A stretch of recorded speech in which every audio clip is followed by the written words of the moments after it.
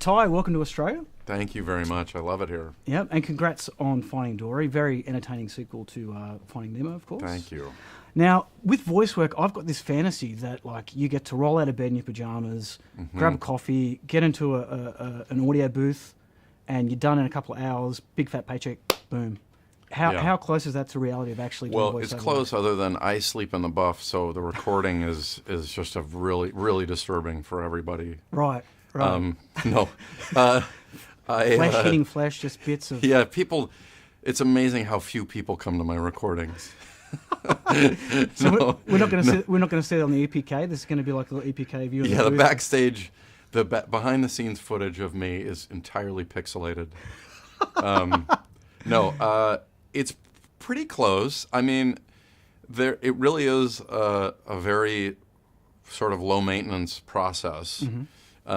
It can be a little bit more challenging than regular acting in that when you're doing a scene, you realize what a luxury it is to have a scene partner, because so much of what you're doing is really just being engaged with somebody else, and hopefully when things are going well, you're listening, and so much of it is that, and this is all output. And trust me, I do like output, but it can feel a little bit like you're not really sure, how well it's going, and they kind of just select, certain line readings. But this is a little bit different in that you can. I got to work with Caitlin on a couple of occasions. Right. And that would make a huge difference, I imagine. It does. It really does. Yeah. It's a lot more fun for us, and Andrew is a performer as well. The director, Andrew Stanton, is a really talented voice actor too. So he gets the benefit of that. I mean, he understands the benefit of that, and really encourages that, and as many sort of ad libs and little improvs as you can. Great. So it's obviously like a great creative environment at Pixar. They let you kind of throw a bit of your own stuff they do. in, and even though they don't need to, like they're pretty established geniuses. It's very generous that they actually allow you to collaborate, because they have every right to go like, trust us on this. Yeah. But it's a very generous environment. And there's a lot of laughs in the room, which just makes a big difference. I found anyway with comedy, I have been in a couple of comedies that will remain nameless, that where it was not off screen, it wasn't very fun, for whatever reason. Yep. And with comedy in particular, it's a very valuable thing to have a lot of people who are laughing and enjoy each other's company, and Pixar really cultivates that. Yep. They really cultivate just a whole culture up on campus too in Berkeley, where everything's sort of lighthearted. Yeah. Even though they're great storytellers and the serious themes that they address, everything's sort of whimsical. Yeah. I've been lucky enough to go to the Pixar HQ. Oh, cool. And it is the greatest working environment you've ever seen in your life. It's extraordinary, isn't it? Yeah. What were you there for? What just to check. I was doing a story on Inside Out. Yeah. So I got to talk to the Inside Out team, and I got a full tour, including the secret speakeasy bar, which I was going to ask you if you got to see as well. Yes, isn't it amazing? Yeah. All those offices back there, the speakeasy behind the with the turning bookshelf door. Yeah. There's so many.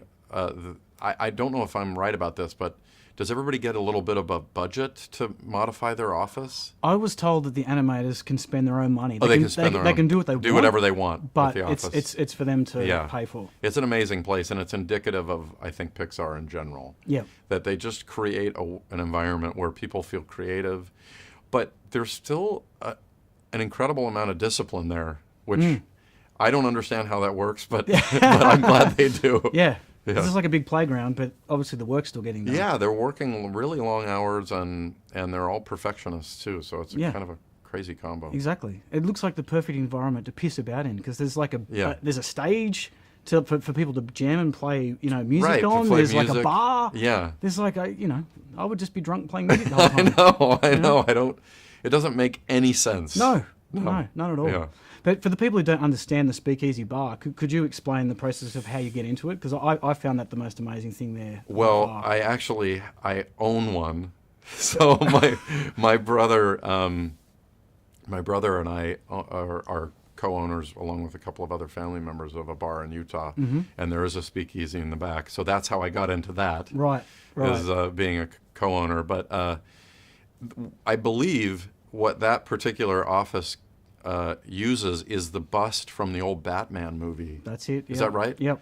Or not Batman movie, from the TV series. Yes. Yep. There's if you remember that series, if you're 164 like I am, there was that. I don't remember who the bust is of. Do you? It looks like Shakespeare or something. Yeah, like maybe that. it's Shakespeare. Yeah. And you turn the head and the bookshelf doors. opens. Yeah. Yeah. It's pretty special. Pretty neat. Yeah.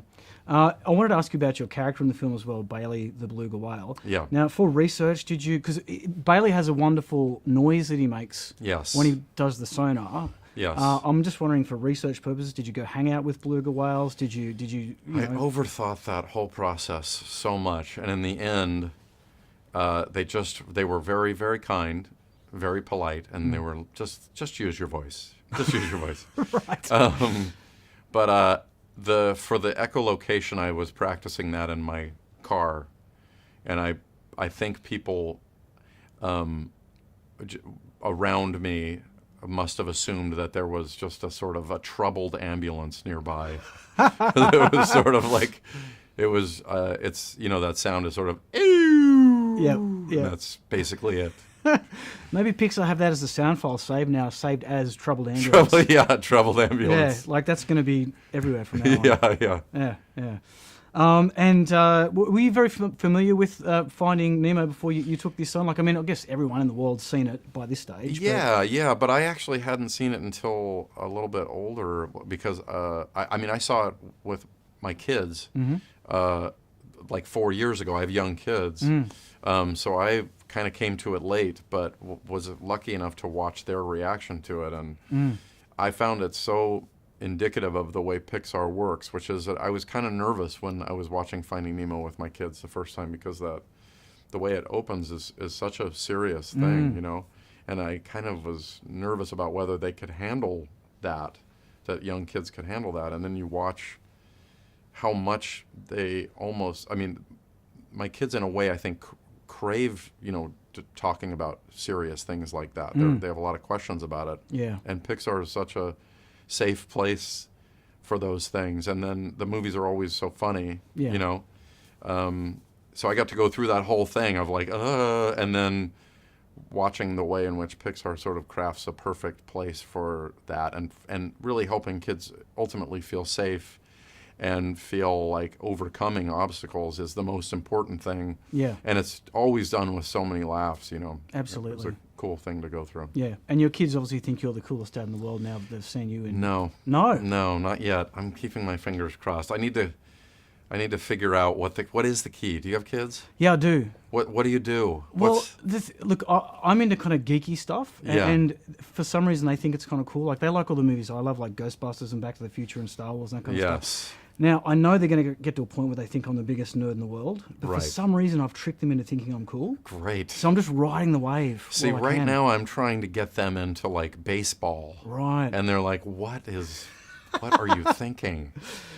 Yeah, I'm going to go the Ghostbusters route. Yeah, but perseverance. Yeah. The brainwashing does work. You've just got to stick at it. Yes.